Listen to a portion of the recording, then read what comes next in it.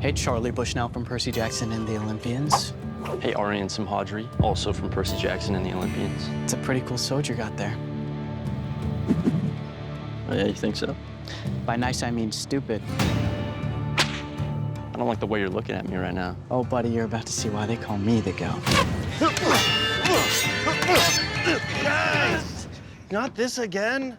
I'm the stunt coordinator. You're gonna get me fired. He started it. You started it. You can't fight without me. Let's go.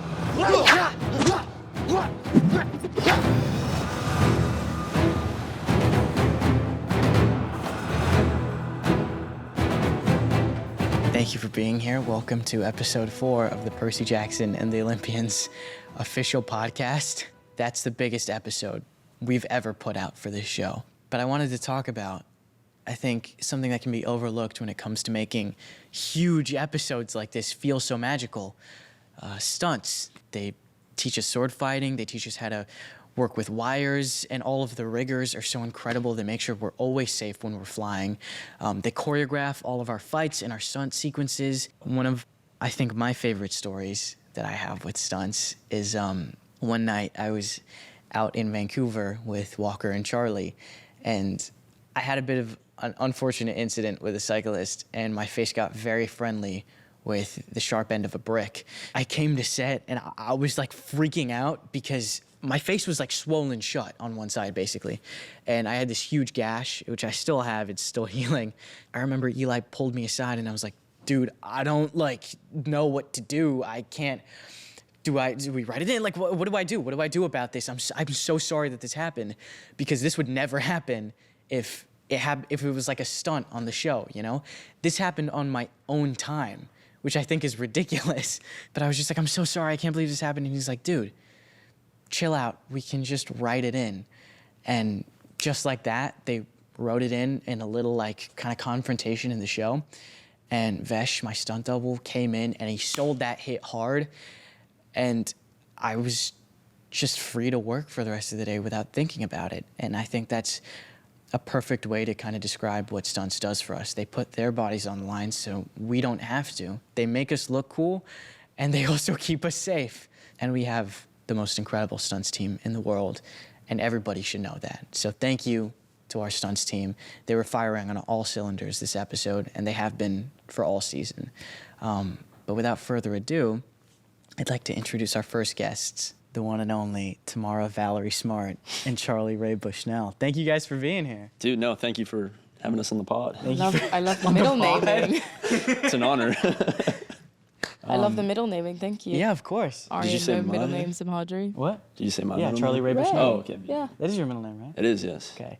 I thought it'd be a good way to start episode 4 by talking about the flashbacks, which are a new addition to this season in the book. And they're my favorite addition. I think they flesh out all of our characters. But I wanted to hear your guys' thoughts on that. I mean, it was first of all, it was so much fun to work with you. Yeah, this is the we first didn't- time we worked together. I know, we had nothing. I think we had one scene in season 1 where Do we even? it was you guys were on the train, but we didn't interact at all. You were there, but Yeah. it was the iris message. Yeah. But anyway, that was our only day on set together. So to actually work with you was so much fun. Yeah. But no, I think it's we've obviously heard about Luke, Thalia, and Annabeth and their time together on the road, and but to actually see it come to life, I think is really important. And I'm just glad that we were able to, like you said, flesh out all that stuff, because I feel like we didn't get to see too much of Luke and Annabeth's relationship in season 1, and so to really see what they went through and their time, just kind of the reality of being a demigod, on the road, having to fend for yourself, it's a harsh reality, and I think I'm glad we got to give that to the fans. Kelagia, goddess of stealth. You hide while wearing this. Monsters can't find you.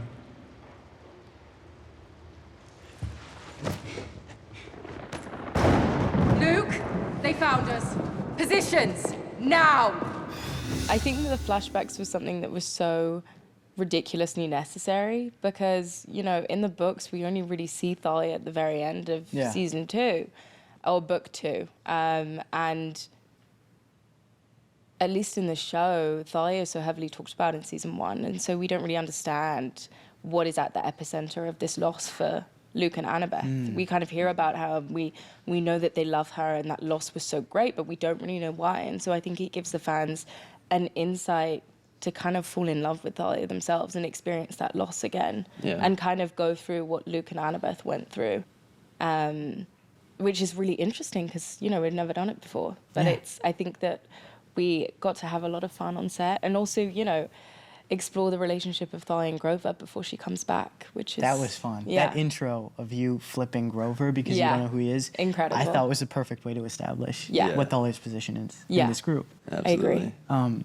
But so much of, like, Thalia's character motivates Luke's, like, actions throughout the entire show or throughout the entire series. Yeah. And obviously all the stuff that happens in Luke's diary, which we'll get into later, is a huge motivating factor. But I mean, we didn't have a Thalia until season 2. And so a lot of this stuff you just had to play without an idea of who that was. So what was Thalia for you? Like, how did you, like, essentially experience Thalia before T came in and defined her? Yeah, we definitely get to hear so much about Thalia in season 1 and how much she meant to especially Luke and Annabeth and her great sacrifice and what a great, you know, warrior she was. But I think for Luke, like, you know, obviously he ran away from home when he was like 9. And from that point on, he was just on the road and having to find his own meals and fend for himself and literally fighting for his life every day, like with monsters and everything. And I think he would meet, you know, mortals like along the way, and he would sometimes make friends, but they never truly understood like what his situation was or what he had to go through on a day-to-day basis until he met Thalia in, like, I believe at Dragon's Cave. Like, we just like meet randomly there, and we kind of like help each other survive. And I feel like Thalia might be like one of the first like demigods, like other demigods that Luke has kind of encountered. And so having her, and like she was the first person that truly understood him and what it means to be a demigod. And I think he found comfort in her and friendship, and like he never really had a family, but he found a family with like Thalia and Annabeth. And well, it'd be weird to talk about flashbacks without mentioning our incredible young Annabeth. Marissa. She was so funny. She was funny. She was like an 80-year-old stuck in like a 6-year-old body. I have such a funny story about Marissa. I remember, first of all, like just so talented and like professional, and was always like ready to go and just locked in. But and like Leah's cousin, right? Which is like incredible. Such a small world. Pick up a thing or two from Marissa, I feel. Ah, gosh, I'm so happy to be on this podcast. Okay, boys, keep going. Let's keep it going. But anyway, yeah, no, it was like, yeah, and like keep in mind, I think it was like a night shoot because we had a few of those, and it was like freezing outside. We were all like just cold and pretty tired, and but I remember like we had done a few takes already, and it had been a long day, and then there was like a bit of a break, but then they were like, all right, guys, we're going again.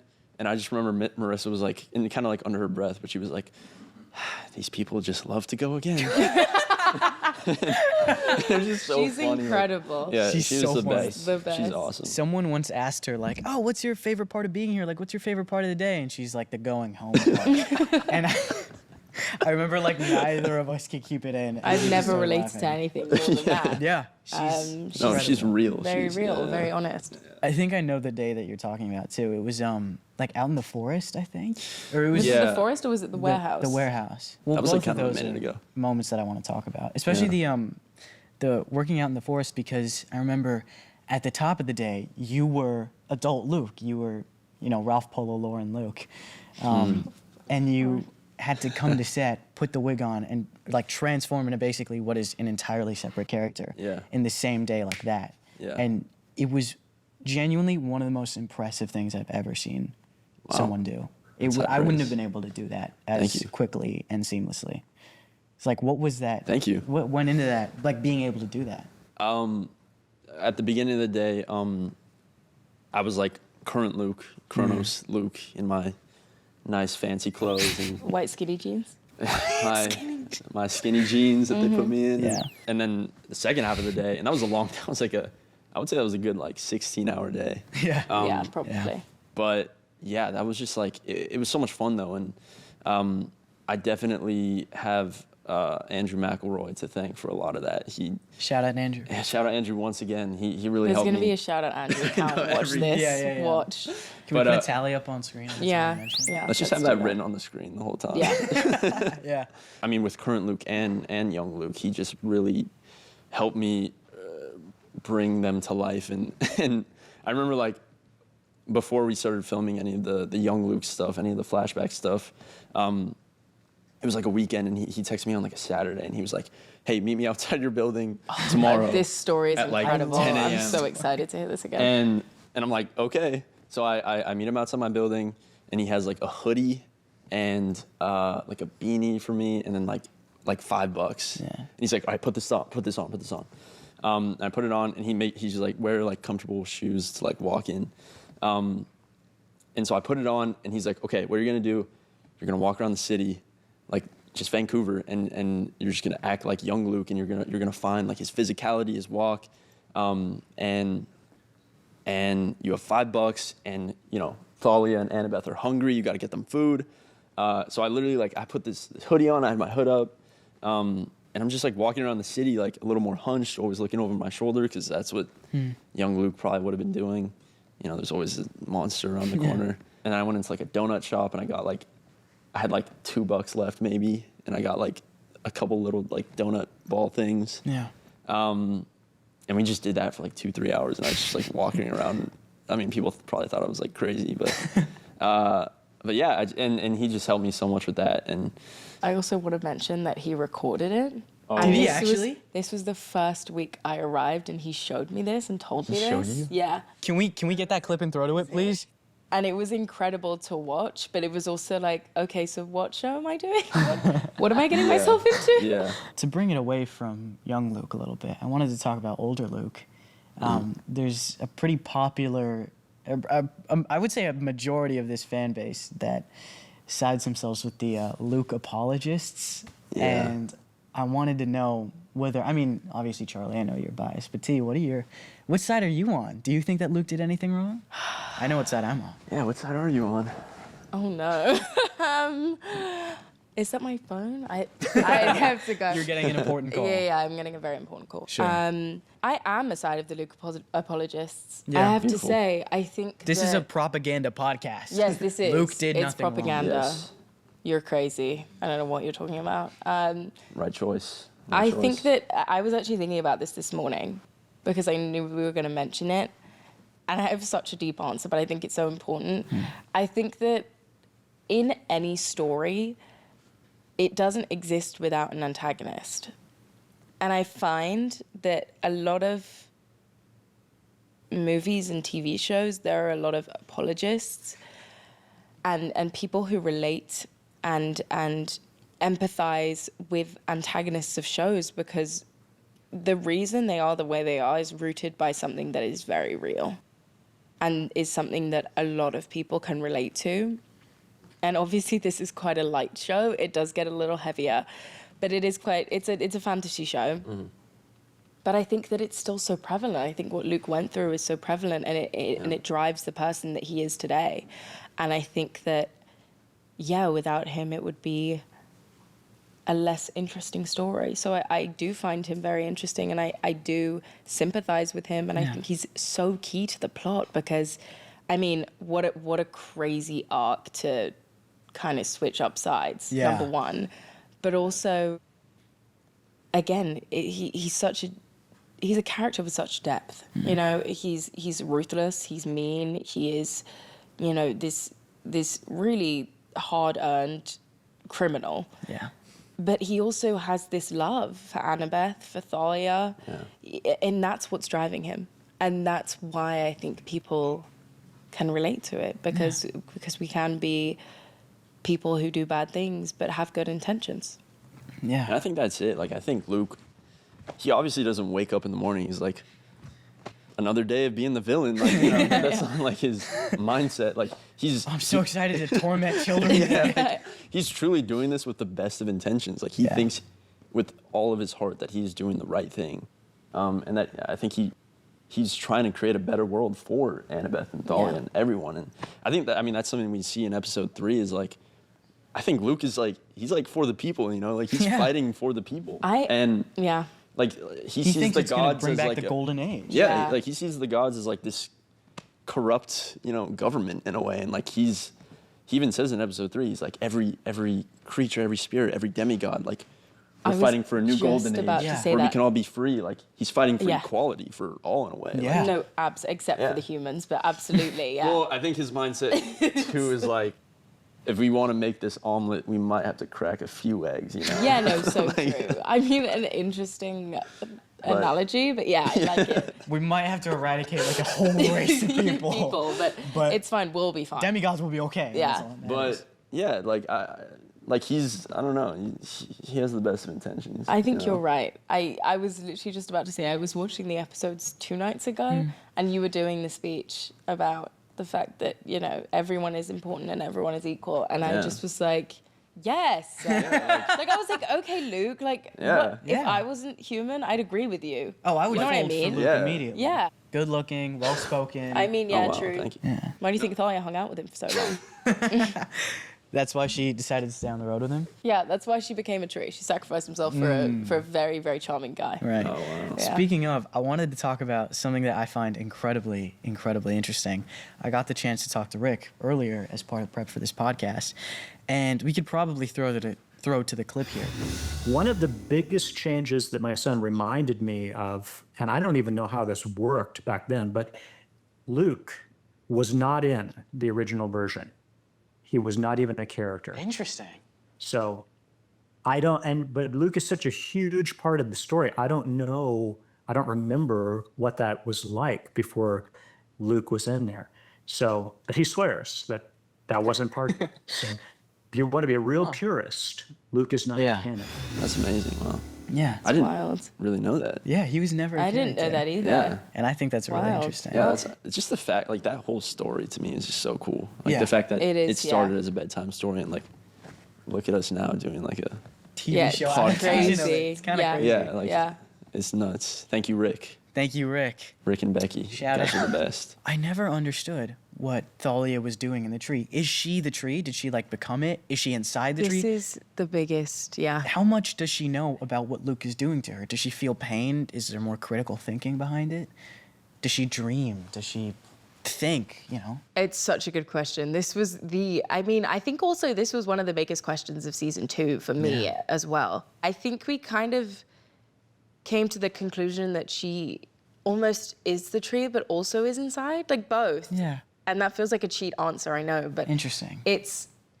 She does have this kind of a consciousness, I believe. I think that she can feel, I think that she can dream. I think that there's a lot that kind of goes on for her inside the tree. And I think that it will be very interesting to see what difference that makes once she emerges.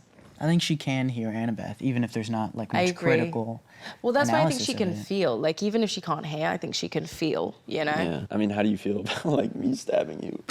Oh, I Right? Like, mean, does she understand? Like, I think she doesn't. I think in that sense that she doesn't. I don't think she feels in that kind of a way. I don't think she is the tree. She doesn't bleed like the tree. Yeah. I think that, no, I don't think she does know. I think that she feels, she dreams, she kind of has these experiences, but what we did agree on is that like there was no concept of time inside of the tree. Yeah. And so it is quite literally, she's frozen in time. Yeah. Which makes the story, I think, more interesting because we don't know. It really kind of solidifies that misunderstanding of Luke and what is going on? Why is everyone saying he's evil? Why is everyone saying he did these things? Because like just yesterday for me, he was a great person. Yeah. He was my best friend. before I move on to our next guests, I wanted to give Tia, I know you wanted to talk a little bit about someone who was very important to you. Yeah. And very important to this show. I mean, we literally could not have done it without him. Yeah. Lance Reddick. Yeah. I know you got the chance to be his daughter in a different show, which I thought was beautiful. So when I was 15, I met Lance. He played my dad in another show. And funniest thing is I thought he hated me at first. Like, he's a very stoic guy. He kind of keeps to himself. And so I was like, okay, so he doesn't really like me, but that's okay. I'm like used to it because I'm a kid actor and like no one really wants to work with kids or animals, so it's fine. And I remember one day, it was maybe a month into shooting, we were sat together and I just didn't really know what to do. I was like, I need to talk because I can't sit here in silence. So I was like, if you could take home anything from Zeb, what would you take? And he sat there for a second. He was just thinking and thinking. And he looks up at me and he goes, well, I'd take you home, but you already have a dad. And I just bursted out laughing. And I was like, okay, wait, he likes me. Guys, everyone needs to hear that because he likes me. But yeah, he was so incredible. From then on, I kind of latched myself onto him. I was very inspired by his process and his past work and kind of everything he did, the way that he lived his life, the way that he exercised himself as a person, you know, all of those things. And then he kind of just became a very big mentor to me and a very important person in my life. We always joked about working together again. Every time I saw him, I'd be like, hey, if you ever need an extra, I'm around. I need work. But yeah, and then I remember actually the last time I saw him, he was coming out to do this, but he couldn't tell me what it was for. And he was like, I'm going to go do this show. And, you know, I can't really talk about it, but like, I'm just going out for a few days. And I was like, that's amazing. And actually, since we just talked about music, that night, we went back to his house and we played Claire de Lune on the piano. And that's one of my favorite songs to listen to too. But yeah, and then, you know, unfortunately, the things happened, but I had this amazing moment in life where it kind of just created this other life for me, which is this, which I don't know would have happened if he was still here, which is such an odd thing to say, but so interesting. And also, I find this show very important to me as a person too, because it was kind of the only thing that helped me grieve after his passing. It was the first thing I watched of his after he passed. I watched it in his house with one of his dogs, and I have a picture of me cuddling one of the dogs with a picture of Arian in the background from when I was watching the show. It's during like the casino scene or something. Yeah, it was the casino scenes. Yeah. And that was before season 2 was announced, before I even auditioned, before all of those things. Yeah. And I was just watching the show, and I remember doing actually an audition. I think it was my second audition with Dan and everyone. And I just got really emotional. I was just, I thanked them because I didn't know if I was going to book this, and I didn't know if I was going to see them again. And I just thanked them for like keeping everything in, and, you know, even, you know, having him in the show, because it was something that really helped me grieve as a person. And now it just feels like this was something that was meant to be in my life after that. And there's nothing that I'm more grateful for right now than this, because it, again, even throughout the process of, you know, shooting with Courtney B. Vance, who's incredible, it's just, it's all helped me heal in a way that I didn't ever really think was possible. And obviously I don't think that grief will ever leave me, but it certainly reframed his legacy to me, which is being able to carry that on in such a beautiful way. So this character, this show is so precious to my heart, and I think it'll be one of the most important things I'd ever do in my career. Yeah. I know who Cronus is. I am his son. Of course he's gathering strength. Of course he's coming. That is what we do. We snap and plot and strive. It was only a matter of time before he did again.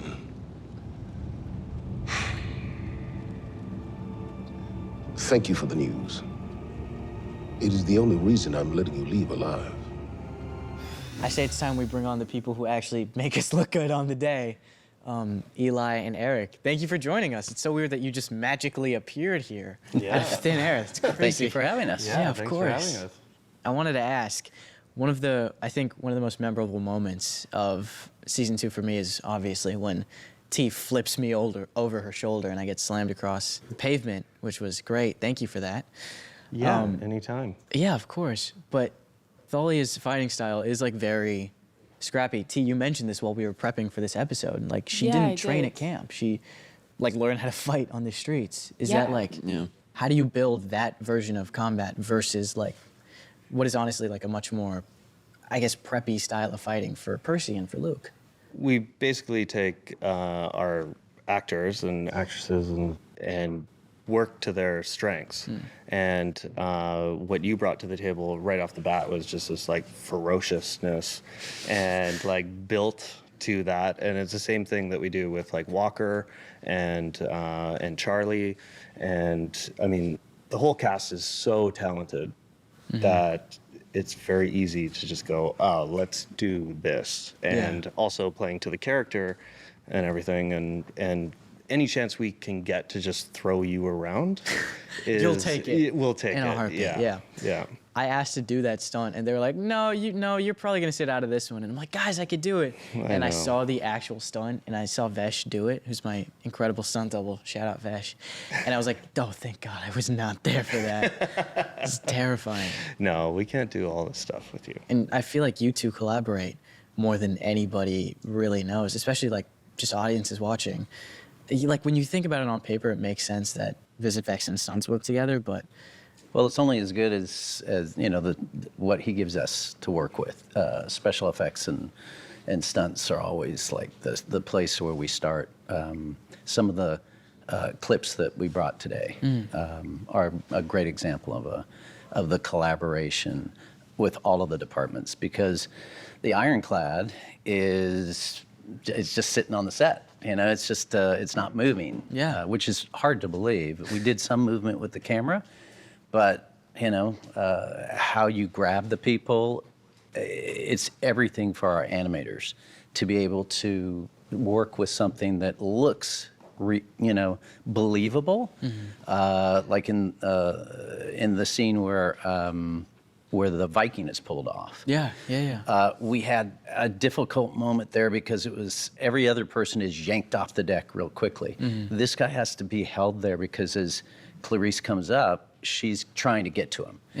And so, it was like, well, what are we going to do? He's going to hold on with both hands. And, how do I animate that? Well, Eli's stunt helped me give you the sense that it's kind of playing with its food a little bit. Interesting. Like it clamps a hold of him, and we have like a little bit of the tentacle played out so it's not tight. And it's like grabbing him there, and like she comes close, and then it, whoosh, up he flies. And it all goes back to planning. Planning an action sequence that has this much involvement with visual effects and special effects and obviously actors and stunt people and everybody. It comes down to like, where is the handover? Where can I take the action to the point where Eric gets involved, and then at the same time we put effects into it, splashing water and all the stuff. When I know what he needs, then I'll pull the person up to a certain height, and then I'll, pull them away and ratchet them away or hand pull them away, whatever it needs. Yeah, and just like flipping you, it felt like it hurt. To me, that's like, okay, that's a success for him. Well, in the second clip, Clarice is like jumping off the gun and trying to grab Annabeth as she's falling into the water. Again, it was one of those things where I said, she does not look like she's flying. So often you'll see, it looks like she's, maybe a little magic. No magic at all. And yet she gets really high as she comes down and picks her up. And we were looking at the clip earlier today, and he said, "Oh yeah, the water looks really good." All of these shots, we had some splash, but we were adding all the water, in post, and it's that blending of all of this great action. His performers are so good to, just keep the camera. They know where the camera is, and they're gonna give you just enough to say maybe it is the real Annabeth.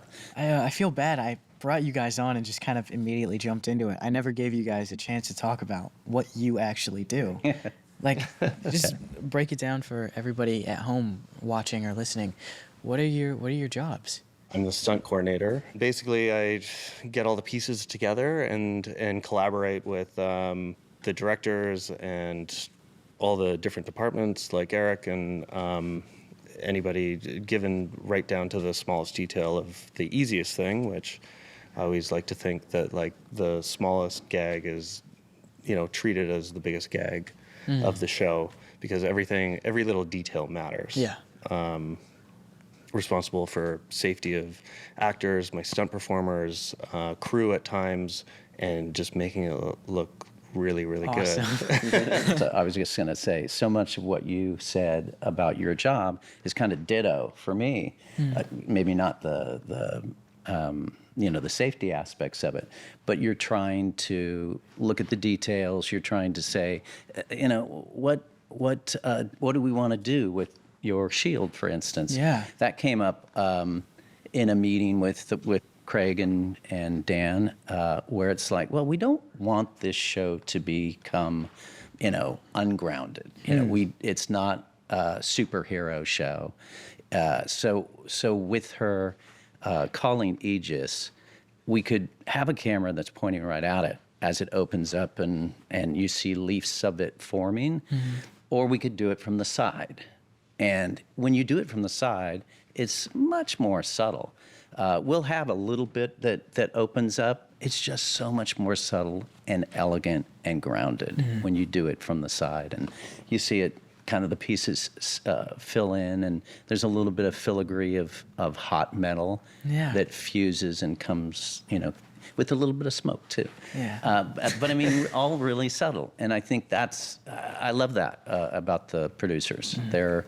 It's about, a little subtle is better than a hammer, Yeah. We don't want to do that. Totally. But, visual effects are, I like to say the magic. I think it's the best, or maybe the second best job on the show, because,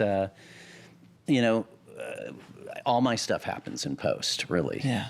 It's seeing, looking at the befores and afters that we had in the clip.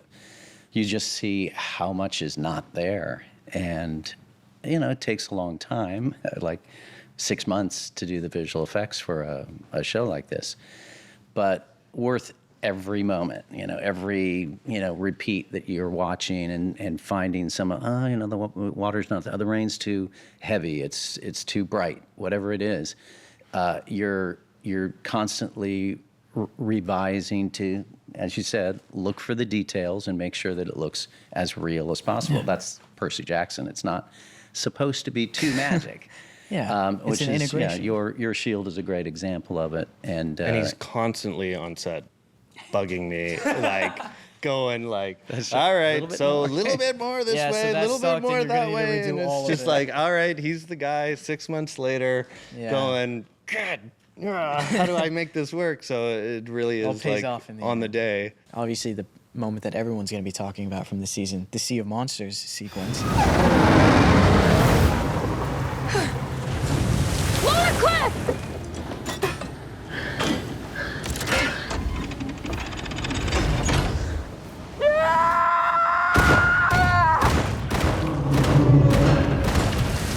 That alone is bigger than anything that we've done in season 1, I think, almost combined.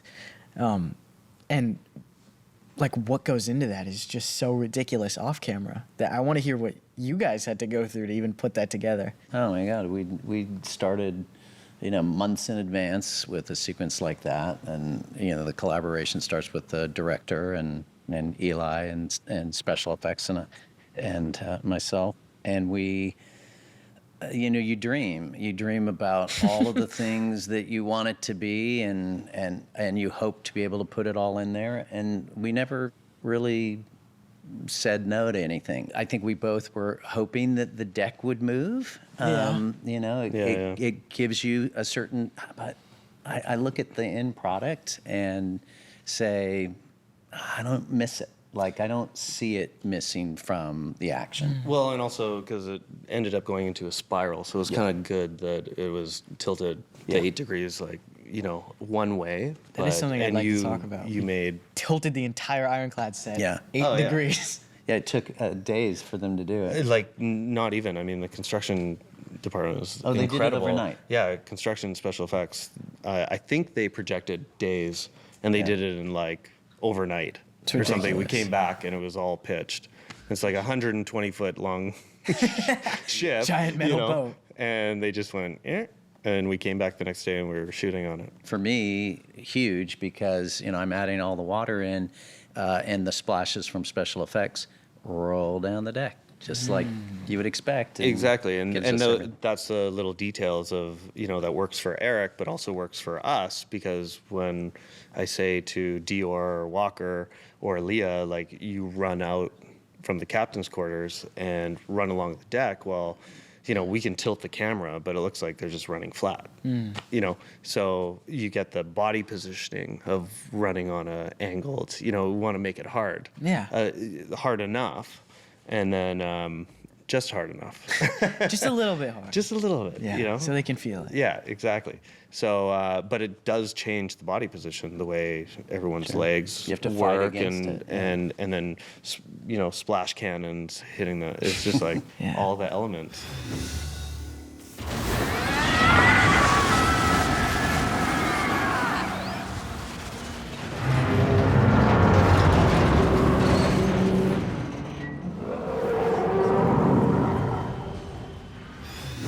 Another thing that I guess is always going to be shocking to me, I'm never not going to be surprised by it, is Tyson's eye.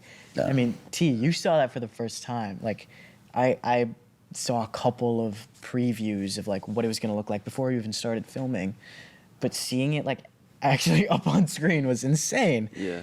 And like that's what I also wanted to talk about, Tyson time. I think that's something we've briefly mentioned in the past, but we've never really dived into it. Yeah. Yeah. So what goes into the process of making the Cyclops? Well, it is, there's a couple of different ways that it's being done, but primarily it's done with a face swap, which is, and Tyson time plays into that, because what is Tyson time? Every time that Daniel would be in a scene, we looked at the lighting and said, okay, we would like him to perform saying what he had for lunch, whatever it was. It wasn't important. But seeing all to where the cameras are, what do his eyes look like? Because the whole point of it is we're taking two eyes and with some machines learning what he's doing, his blinks, his expressions, is he half-lidded, whatever it is, and we are applying that to a digital version of him that can then be comped into the shot. Yeah. And I'll take my glasses off because it's just this area. Yeah, it's just that because we wanted to around make the sure eye. we had as much of the nose, and everything here is him. It's Daniel. We don't replace any of that. The only time we had any real problems, of course, if you're using two eyes to train the one, is when he would turn away from camera and you'd only see one eye. It gives us all kinds of problems. So much so we asked the directors, don't have him turn like that. The best thing I can say about it is it enables us to see Daniel's performance. And that's the key, is we replace as little as we possibly can with this one eye. And even Daniel said to me, he goes, yeah, I really feel like you didn't take my performance away. Yeah. It's in there, because the eyes give so much. Another huge collaboration I wanted to talk about was the collaboration between T, Eric, and Eli in the warehouse. Because Charlie and I were there for that, and we got to see Aisha jump out of the glass, and we also got to see T do a ton of the stunts, and watching it like put together and like the wires cleaned up and the harness taken out was incredible. And even just being in the VisFX room with you and seeing how you would minorly change the way the glass hit the floor, or like maybe we remove some of the glass or we turn it into dust, or just make it more believable. I mean, that's kind of the perfect example of like a harmonious collaboration between actor, VisFX, and stunts. I don't know how many times I say, are you sure the actor's going to do that? he has an ability to get you guys to do things that I've been on a lot of sets. I've been around for a while, and it's like, right on. That's great. She's going to do it. He's going to do it, and it pays off, because anytime you can get the real person in, it means it frees up the director to put the camera in a place that they wouldn't have otherwise. Yeah. And then you get something that's a lot more real. But it's funny that you were looking at I didn't know you were listening to us so carefully. Oh, yeah. Because, yeah, it is those details. It's like the glass hits the ground and it looked too much like smoke. It's that, glass doesn't look like smoke when it breaks. Little pieces of glass break off, and that's what we had to get. And it was a pretty simple solution. But, we added CG glass and took away a bunch of cables. And Yeah. it looks pretty badass. Yeah, well, it's, like I was saying before, it obviously just, you can't always do it, but it really starts with the actors. And depending on who they are and their abilities and their willingness. And we are so fortunate to have all you guys, because everybody is so capable and so talented and physically talented that we can do as much as, we want to, as safely as we can, because it just creates so much more drama into the action. Yeah. Which is great, which is what we want, right? So, I mean, it's the same thing with you in season 1 when you put the flying boots on and we floated you away and then we brought you back in, I have the best picture of me coming back down after being stuck up there, and Vesh is greeting me, and I'm backlit by this heavenly light and my arms are out. And it's this majestic shot of Vesh receiving me as I'm coming down. Yeah, but I wouldn't do that with anybody. Yeah. But I got to know Thanks. you, and I'm of course we'll do this. We're gonna bring in a whole bunch of pads, and we're gonna rig it safely and do the whole thing, and you'll remove everything else, and then put some performance into it, and it's all good. This is one of his gifts. There's no question, embarrass you. I've seen that so many times where he will talk to you guys and he says to me, just give it time and, I'll work with them and I think we'll get there. And he does. And it's, that's something special to be able to make people actors feel comfortable enough to do it. It doesn't happen all the time. You guys are super wonderful for being so willing to do it. I think I can speak for everyone. Doing the stunts is easily one of our favorite parts about being on the show. And it's just childhood dream come true. This is stuff I would do for fun as a kid, and I think we all want to do everything, but there are definitely some things that we're okay, let's leave this to the professionals. Oh no, the hardest part is actually holding you guys back. Yeah, I want to do more things. It's whoa, okay, you can do this, but that's a little bit. We'd probably break our bigger backs if we tried to attempt that or something. No, 100%. Yeah. Thank you guys for being such great guests and for being on. Thank you. Thank you. Thank Yeah, you. of course. Thanks for having us. You're the guy. Absolutely. Yeah. Thank you guys so much for joining us for another episode, and we'll see you again next week for episode 5. Watch and listen to the Percy Jackson and the Olympians official podcast, available on Disney Plus and wherever you get your podcasts. And don't miss Percy Jackson and the Olympians, now streaming on Disney Plus.